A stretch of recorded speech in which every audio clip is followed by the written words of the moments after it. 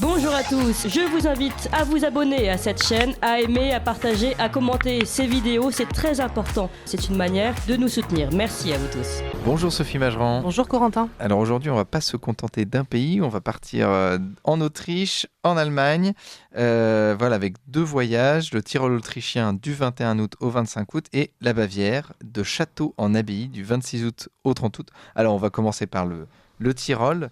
Voilà, frontalière avec la Bavière, la région du Tyrol, mérite qu'on s'y attarde. Mais oui, c'est sûr. Alors, c'est vrai que pour rejoindre le Tyrol autrichien, qui est complètement excentré, si vous voulez, du centre et de la capitale autrichienne, il faut passer, vous le disiez, par l'Allemagne. En réalité, il faut arriver à Munich. Et donc, à l'occasion de ce voyage au Tyrol autrichien, un véritable joyau des Alpes, eh bien, nous profiterons de la première journée pour découvrir la partie sud de la Bavière. Alors, on atterrira à Munich et nous nous rendrons en compagnie de Jean-Michel Sanchez, que vous connaissez bien, qui est passionné par l'art baroque, entre autres. Eh bien, nous nous rendrons au château de Neuschwanstein, le fameux château, non pas de Cendrillon, Corentin, mais celui qui a inspiré, c'est vrai, Walt Disney. Mais le château édifié au 19e siècle, entre 1869 et 1886, par le fameux Louis II de Bavière, qui a fini complètement fou, mais qui a lancé la construction de cet ensemble monumental tout à fait étonnant, qui se trouve néanmoins niché dans un cadre absolument grandiose. Alors, en été, c'est très beau, parce que vous avez toutes les forêts environnantes, un lac en contrebas. C'est très beau aussi en hiver, il fait très froid, c'est complètement givré de blanc. Moi, c'est un des souvenirs que j'ai, en tout cas personnellement, mais en tout cas, nous le verrons, nous le visiterons en plein été, et nous continuerons ensuite en direction du Tyrol, autrichien bien sûr, et une fois la frontière franchie, on s'en rend même pas compte de nos jours, on fera un arrêt à l'abbaye de Stams, qui est reconnaissable vraiment entre toutes à cause de ces 2 clochers à bulbes typiques de la région.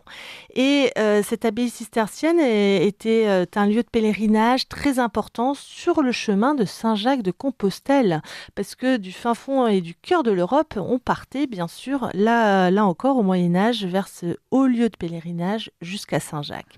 Alors, c'est une très très belle abbaye qui mérite qu'on s'y arrête. Donc, vous voyez, dès le premier jour, 2 belles visites avant d'arriver à la capitale donc, du Tyrol, c'est-à-dire Innsbruck, en fin de journée. Et de là, nous allons rayonner lors de ces 5 jours. Nous resterons à Innsbruck. C'est un voyage très confortable parce qu'on n'est pas itinérant. On reste au même endroit pour chaque nuit. On n'a pas ses valises à faire. Et donc à Innsbruck, nous visiterons notamment le centre-ville, bien sûr, et la Hofburg. Alors vous allez me dire, mais la Hofburg, c'est peut-être à Vienne. Oui, c'est sûr. La Hofburg, ça veut dire le château central. Vous êtes déjà venu pour Vienne. C'est vrai. Et je me souviens bien, oui. Donc c'est là aussi un héritage de la dynastie des Habsbourg qui avait, si vous voulez, un centre dédié là à Innsbruck. Alors, on visitera bien sûr aussi la Hofkirche, l'église impériale attenante au palais et qui conserve le mausolée de Maximilien Ier, un mausolée absolument imposant, monumental, avec 28 statues en bronze qui l'entourent. D'ailleurs, l'église est surnommée l'église des bonhommes en noir par les habitants à cause de ces statues autour du mausolée de Maximilien Ier. Et vous avez aussi à l'intérieur de cette église la tombe d'Andreas Hofer. Alors, savez-vous qui était Andreas Hofer ? Alors, je sens que vous allez me le dire. C'est le fameux chouan du Tyrol. Il faut relire ou lire la magnifique monographie consacrée par Jean Sévilla sur ce personnage, Andreas Hofer, surnommé donc le chouan du Tyrol, qui s'est levé contre l'occupation des troupes de l'Empire, donc de Napoléon, en ce début du 19e siècle. Il a été héroïque. C'est un personnage dont on pourrait faire un héros de film d'action, une grande épopée en son honneur. Il s'est battu. Il a mis en péril, en difficulté en tout cas, les troupes impériales françaises, et il sera condamné à mort. Il sera arrêté d'ailleurs en Italie. Alors vous allez me dire, mais pourquoi l'Italie ? Parce que évidemment que le Tyrol tout un petit monde. La région du Tyrol débordait largement sur les versants sud des Alpes. Et encore aujourd'hui, le nord de l'Italie, autour du Trentin-Haut-Adige, est en réalité une région qui historiquement est rattachée au Tyrol depuis toujours. Ils parlent allemand, un dialecte allemand, ces Italiens. Cette partie donc nord de l'Italie a été rattachée à l'Italie simplement à l'issue de la Première Guerre mondiale. Donc c'est tout récent. Et donc le Tyrol, l'aire géographique du Tyrol, aujourd'hui est divisé en deux, mais déborde largement donc, en Italie actuelle. Alors ensuite, nous visiterons également un grand musée, le musée de Bergisel, qui permet d'avoir un panorama fantastique sur toute la vallée de Linthal et d'Innsbruck. C'est un très très joli musée qui expose une fresque géante qui retrace les grandes épopées, les grandes batailles, les grands combats menés pour l'indépendance du Tyrol. Et on y voit là encore un monument en l'honneur du fameux Andreas Hofer. C'est quand même étonnant. Alors, on visite un château, le château d'Ambras, grande forteresse médiévale, qui fut transformée en résidence de style Renaissance par Ferdinand II de Tyrol. À l'intérieur, il y a une grande galerie qui expose plus de 200 portraits de la famille des Habsbourg. Donc vous voyez, on va se pencher véritablement sur cet héritage et sur la famille impériale. C'est très intéressant. Et puis, on revient bien sûr à Innsbruck, on profite du temps libre avant le 4e jour de sortir d'Innsbruck et de visiter notamment des fermes du Tyrol, le château de Tratsberg aussi, mais également Rattenberg, qui est une ville extraordinaire avec tout un centre médiéval bordé de très très jolies maisons bourgeoises, très bien restaurées d'ailleurs. Et donc, vous voyez, on a un panorama assez global de toute la région.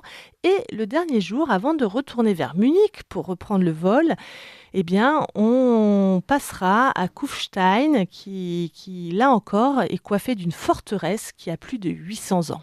Donc, on fera un grand bond en arrière. Alors, ce voyage, pour ceux qui le souhaitent, peut être complété par le voyage en Bavière. Oui, parce qu'il est vrai que c'est notre accompagnateur, notre guide conférencier, Jean-Michel Sanchez, accompagnera du 21 au 25 août le Tyrol, mais accompagnera dans la foulée, dès le 26 août et du 26 au 30 août prochain, la Bavière.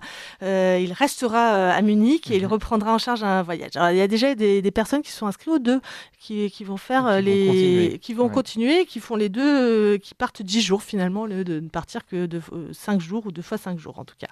Alors, ce voyage en Bavière est très intéressant parce que là, on va s'attacher à découvrir Munich, qui est une ville qui a beaucoup souffert de bombardements à la fin de la Seconde Guerre mondiale, mais qui est passionnante, qui conserve une très belle cathédrale. Je ne sais pas si vous connaissez Munich, c'est une ville... Oui, j'y suis allé, mais pour la fête de la bière, malheureusement. Voilà j'ai eu le temps de visiter quand même un petit peu la cathédrale. Voilà, alors il y a la cathédrale, il y a l'ancienne pinacothèque, il y a toute une ambiance. C'est vrai qu'on est dans ces villes germaniques où il fait bon vivre, il n'y a pas de stress comme on le dit aujourd'hui, les gens sont courtois, tout le monde est très respectueux, c'est assez silencieux aussi, il n'y a pas d'éclat de voix, etc. Donc, sauf peut-être pendant la fête de la bière, mais c'est très agréable, il y a une certaine douceur de vivre, et puis il y fait beau, c'est le sud de l'Allemagne, c'est très méridional, c'est très ensoleillé, et finalement.